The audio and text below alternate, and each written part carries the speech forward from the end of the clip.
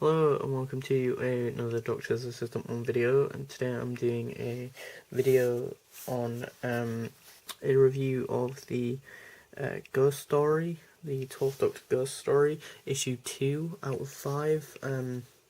Yeah, it's been a long time since I read and or reviewed issue 1. I'll be honest, from what I remember of issue 1, I enjoyed that one. I'll be honest, I really do love, I don't know if I go so far to say love, but really do like the cover of this one, with Grant in the middle of it. Granted, I think, I think what I like is, like, he stands out very much out of the black and whiteness of the background, but granted, to be fair, his pose is a bit stupid, but you've got Ghost Stories there, which I've only just sort of realised. The Sonic Screwdriver there, the new 12th Doctor one, which has very much grown on me and I really like. You've got Peter Capaldi there, you've got Grant and Nardole for some weird reason, which is weird because he's not even in the story. Spoiler alert. The TARDIS there, and there's some more imagery and nice images. Doctor Who there, the 12th Doctor Ghost Stories, and then you've got the TARDIS and the Barcode and Titan Comics there, in the top right, instead of the bottom left, which is a bit weird. On the back you've got an advertisement for the free Comic Book Day 2017 one issue that I have and also have reviewed on the channel, so go check that out if you want. Then you've got an advertisement for the Sherlock manga thing, Torchwood graphic novel, and then you've got a picture of issue 3, which is really weird because I've got issue 3 of this story, and it doesn't look like that. My issue doesn't have that cover, which is very weird, so clearly that might be a variant cover. The fact that you can get these on digital codes, the variant covers of this one, which I think that one's the only other one that I kind of like. That one, cover D, whereas cover A even is the normal one, or the standard one. What's out by Titan Comics this month, apparently.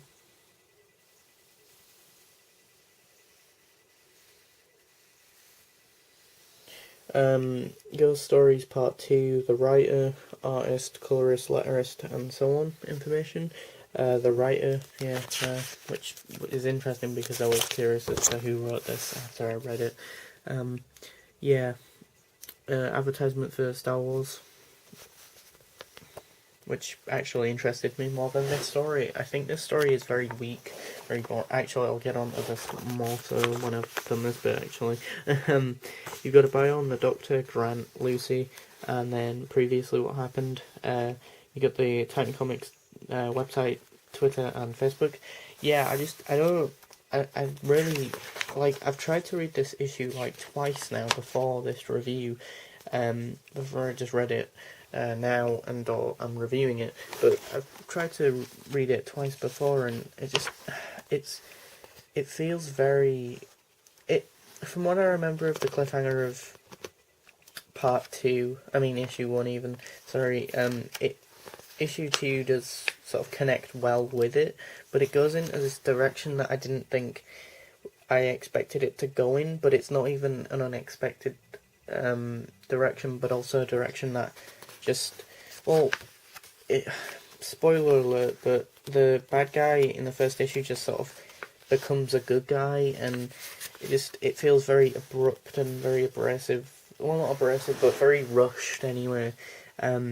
And I'm worried now, looking to the future and or forward with this series, this mini-series. Yes, it's a mini-series, but I'm worried that it's just going to be very much, here's this one idea, okay, here's this one idea, okay, here's this one idea. Do you know what I mean? For like 5 different ideas, each one that has to get wrapped up in each respective issue, and that's it. Whereas with like both the 3rd and 4th Doctor 5-part miniseries, or even the 8th Doctor, okay, maybe less so the 8th Doctor one, but definitely the 3rd and 4th Doctor issues, respectively, they had what felt like way more progression and way more sort of like, like you had an idea, you built on it.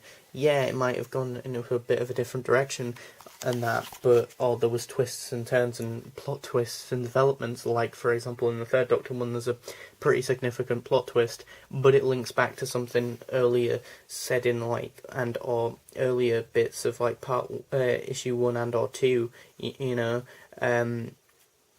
Like the plot twist that happens in whichever issue it is, maybe issue 3 or 4. But with this, what I'm worried about, as I say, is every issue is just going to be a single story, and that, or the cliffhanger here in this issue is just going to get really quickly wrapped up in the early bits of issue 3, and then they're going to have another sort of thing, and then quickly have to wrap that up partway through the first few panels of and or pages of issue 4, and then that's it, and that, because that doesn't sound interesting to me. I think the overall connecting thing with all these things is the fact that the crystals are related to every one of them, and that, because if you recall, I think in The Return of Dr. Mysterio, I think the Doctor mentions, or whatever, to Grant that there's more than just one crystal out there in the universe, and so this is just sort of a little spin-off from that line, really, which is fair enough. It makes sense, and it's plausible, and it's doable, and it's a nice concept to sort of take a little bit of a spin-off from, and or write a nice little sort of random story about, the crystals and where they're at in the universe and that, but you're doing it with characters who are not massively developed or that interesting, for that matter. Like, how many people were like, oh, that Dr. Mysterio, I really want to see more from both Grant and or Lucy as characters. I mean, they were nice characters, and they were decent characters, and they were decent people, and they had a beginning, middle, and end. But I wasn't massively eager to see what they were doing after the Return of Dr. Mysterio and that. And the Doctor doesn't take a back seat, but he isn't massively prominent. But to be fair, neither is Grant, really. There's all this crap about the fact that he just doesn't have powers, or not that he doesn't have powers, but that his powers aren't his actual powers. What his power is just being a good person and that, and it's a bit corny, really. Don't get me wrong, there are some nice panels and there is some nice artwork here and there and stuff, but I think purely from a narrative perspective, it's a very weak issue, personally. And hey, look, all this exposition, yay, because I really want that from a comic book. And for that matter as well, it's a Doctor Who comic book, and it's one of those, and/or issue, and it's one of those ones where I feel like it's a lot more high maintenance, and a lot more sort of high maintenance in terms of reading it, actually, depending on your reading level and depending on your age and or reading level, this might actually be quite challenging and that. And I mean, I think in some places, there are quite a bit of heavy text-based bits, yes, they're building this world, but there's a difference between showing us things, because that's the thing with comic books, you can show us things instead of just verbally telling us stuff, and you need to find that balance of not only just saying what's happening, but showing us it as well, and having good illustrations to back that up. Not that these are not good illustrations, but they're not the most creative or, artistically different from other stuff, and, and the art in some places is decent, and it is probably one of the better bits that I like about this comic book and or issue, but I think that's primarily because the story's very weak and lackluster. That looks pretty cool, but, and all that, and that, but, as I say, I think, some of the characters are just so very weak and paper thin, and maybe it would have helped if I'd read issue 1 and or then read this, because as I say, there's been massive gap between I've read issue 1 and then issue 2, but still, I just feel like it's kind of got quite a bit of a steep barrier in terms of the fact that, I think, some people might find this a bit challenging in terms of their reading skill and or age, and I think, which is a bit odd considering it's a sort of Doctor Who meets Superman-esque story, essentially.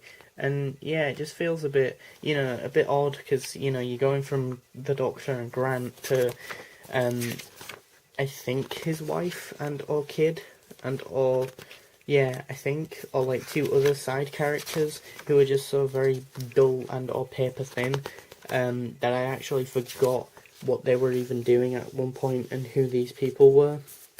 And then I only just realised that as I was reading it, that actually they're the people from these rallies earlier on, and that, like, it feels so very disjointed and a bit like it's got too many different ideas, or a few different ideas here and there, but it's not, it doesn't mesh and or gel well together. It feels very abrupt. Like, one minute it's going from the Doctor and Grant to, as I say, these other side characters, but either way they're both very paper thin, really.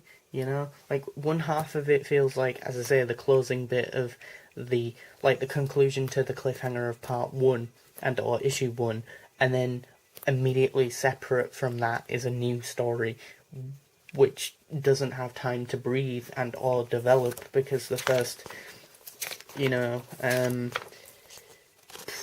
first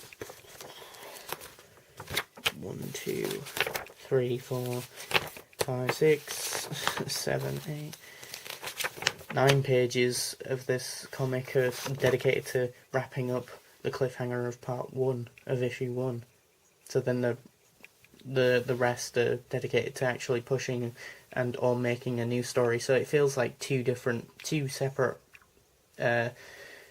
comic books and or two separate things, really, put in a one product, which is very odd and very disjointed and discombobulating, to say the least. But yeah, so I don't know, it depends on how much you're a fan of like The Return of Dr. Mysterio, but I just avoid this one if possible. But yeah, thanks for watching. Comment, rate and subscribe.